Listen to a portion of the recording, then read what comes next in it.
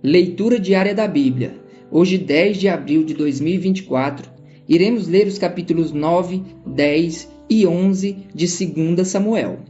Davi e Mefibosete, capítulo 9. Certa ocasião, Davi perguntou: resta ainda alguém da família de Saul a quem eu possa mostrar lealdade por causa da minha amizade com Jonatas? Então chamaram Zibá, um dos servos de Saul, para apresentar-se a Davi, e o rei lhe perguntou: você é Zibá? Sou teu servo, respondeu ele. Perguntou-lhe Davi: resta ainda alguém da família de Saul a quem eu possa mostrar a lealdade de Deus? Respondeu Zibá: ainda há um filho de Jonatas, aleijado dos pés. Onde está ele? Perguntou o rei. Zibá respondeu: na casa de Maquir, filho de Amiel, em Lodebar. Então o rei Davi mandou trazê-lo de Lodebar.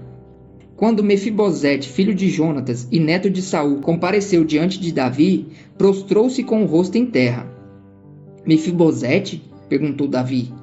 Ele respondeu: sim, sou teu servo. Não tenha medo, disse-lhe Davi, pois é certo que eu o tratarei com bondade por causa da minha amizade com Jonatas, seu pai. Vou devolver-lhe todas as terras que pertenciam a seu avô Saul, e você comerá sempre à minha mesa. Mefibosete prostrou-se e disse: quem é o teu servo para que te preocupes com um cão morto como eu? Então o rei convocou Zibá e disse-lhe: devolvi ao neto de Saul, seu senhor, tudo o que pertencia a ele e à família dele. Você, seus filhos e seus servos cultivarão a terra para ele. Você trará a colheita para que haja provisões na casa do neto do seu senhor. Mas Mefibosete comerá sempre à minha mesa. Zibá tinha 15 filhos e 20 servos. Então Zibá disse ao rei: o teu servo fará tudo o que o rei meu senhor ordenou. Assim, Mefibosete passou a comer à mesa de Davi como se fosse um dos seus filhos. Mefibosete tinha um filho ainda jovem, chamado Micá. E todos os que moravam na casa de Zibá tornaram-se servos de Mefibosete. Então Mefibosete, que era aleijado dos pés, foi morar em Jerusalém, pois passou a comer sempre à mesa do rei. A guerra contra os Amonitas, capítulo 10.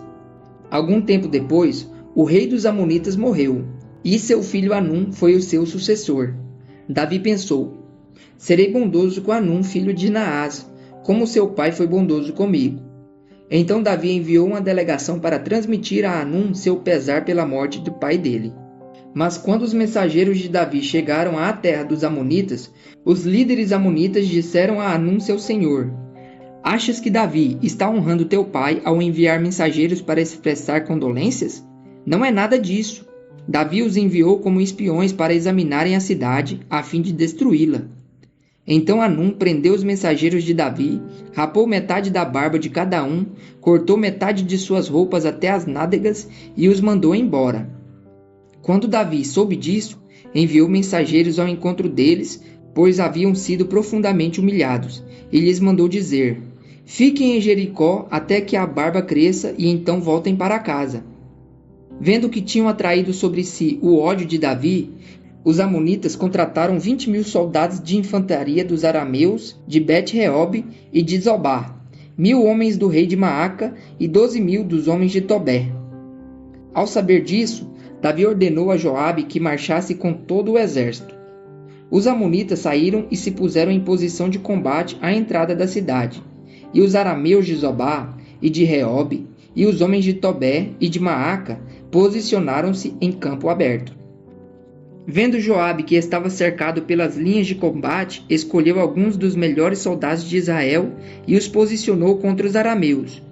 Pôs o restante dos homens sob o comando de seu irmão Abisai e os posicionou contra os amonitas. E Joabe disse a Abisai: se os arameus forem fortes demais para mim, venha me ajudar.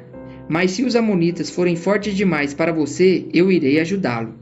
Seja forte e lutemos com bravura pelo nosso povo e pelas cidades do nosso Deus, e que o Senhor faça o que for de sua vontade. Então Joabe e seus soldados avançaram contra os arameus que fugiram dele.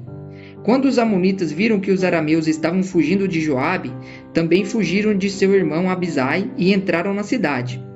Assim Joabe parou a batalha contra os amonitas e voltou para Jerusalém. Vendo-se derrotados por Israel, os arameus tornaram a agrupar-se. Hadadezer mandou trazer os arameus que viviam do outro lado do Eufrates. Estes chegaram a Elã, tendo à frente Saboque, comandante do exército de Hadadezer. Informado disso, Davi reuniu todo o Israel, atravessou o Jordão e chegou a Elã. Os arameus estavam em posição de combate para enfrentá-lo, mas acabaram fugindo de diante de Israel. E Davi matou 700 condutores de carros de guerra e 40.000 soldados de infantaria dos arameus. Saboque, o comandante do exército, também foi ferido e morreu ali mesmo. Quando todos os reis, vassalos de Hadadezer, viram que tinham sido derrotados por Israel, fizeram a paz com os israelitas e sujeitaram-se a eles. E os arameus ficaram com medo de voltar a ajudar os amonitas. Davi comete adultério, capítulo 11. Na primavera, época em que os reis saíam para a guerra, Davi enviou para a batalha Joabe com os seus oficiais e todo o exército de Israel, e eles derrotaram os amonitas e cercaram Rabá. Mas Davi permaneceu em Jerusalém. Uma tarde, Davi levantou-se da cama e foi passear pelo terraço do palácio. Do terraço, viu uma mulher muito bonita tomando banho, e mandou alguém procurar saber quem era. Disseram-lhe: é Batseba, filho de Eliã e mulher de Urias, o hitita. Davi mandou que a trouxessem e se deitou com ela, que havia acabado de se purificar da impureza da sua menstruação. Depois voltou para casa. A mulher engravidou e mandou um recado a Davi dizendo que estava grávida. Em face disso, Davi mandou esta mensagem a Joabe: envie-me Urias, o hitita. E Joabe o enviou. Quando Urias chegou, Davi perguntou-lhe como estavam Joabe e os soldados e como estava ainda a guerra. Ele disse: vá descansar um pouco em sua casa. Urias saiu do palácio e logo lhe foi mandado um presente da parte do rei. Mas Urias dormiu na entrada do palácio, onde dormiam os guardas de seu senhor, e não foi para casa. Quando informaram a Davi que Urias não tinha ido para casa, ele lhe perguntou: depois da viagem que você fez, por que não foi para casa? Urias respondeu: a arca e os homens de Israel e de Judá repousam em tendas. O meu senhor Joabe e os seus soldados estão acampados ao ar livre. Como poderia eu ir para casa para comer, beber e deitar-me com a minha mulher? Juro por teu nome e por tua vida que não farei uma coisa dessas. Então Davi lhe disse: fique aqui mais um dia. Amanhã eu o mandarei de volta. Urias ficou em Jerusalém, mas no dia seguinte Davi o convidou para comer e beber e o embriagou. À tarde, porém, Urias saiu para dormir em sua esteira, onde os guardas de seu senhor dormiam, e não foi para casa. De manhã, Davi enviou uma carta a Joabe por meio de Urias. Nela escreveu: ponha Urias na linha de frente e deixe-o onde o combate estiver mais violento, para que seja ferido e morra. Como Joabe tinha cercado a cidade, colocou Urias no lugar onde sabia que os inimigos eram mais fortes. Quando os homens da cidade saíram e lutaram contra Joabe, alguns dos oficiais da guarda de Davi morreram, e morreu também Urias, o hitita. Joabe enviou a Davi um relatório completo da batalha, dando a seguinte instrução ao mensageiro: ao acabar de apresentar ao rei este relatório, pode ser que o rei fique muito indignado e lhe pergunte: por que vocês se aproximaram tanto da cidade para combater? Não sabiam que eles atirariam flechas das muralhas? Em Tebes, quem matou Abimeleque, filho de Jerubezete? Não foi uma mulher que da muralha atirou-lhe uma pedra de moinho e ele morreu? Por que vocês se aproximaram tanto da muralha? Se ele perguntar isso, diga-lhe: e morreu também o teu servo Urias, o hitita. O mensageiro partiu e ao chegar contou a Davi tudo o que Joabe lhe havia mandado falar, dizendo: eles nos sobrepujaram e saíram contra nós em campo aberto, mas nós os fizemos retroceder à porta da cidade.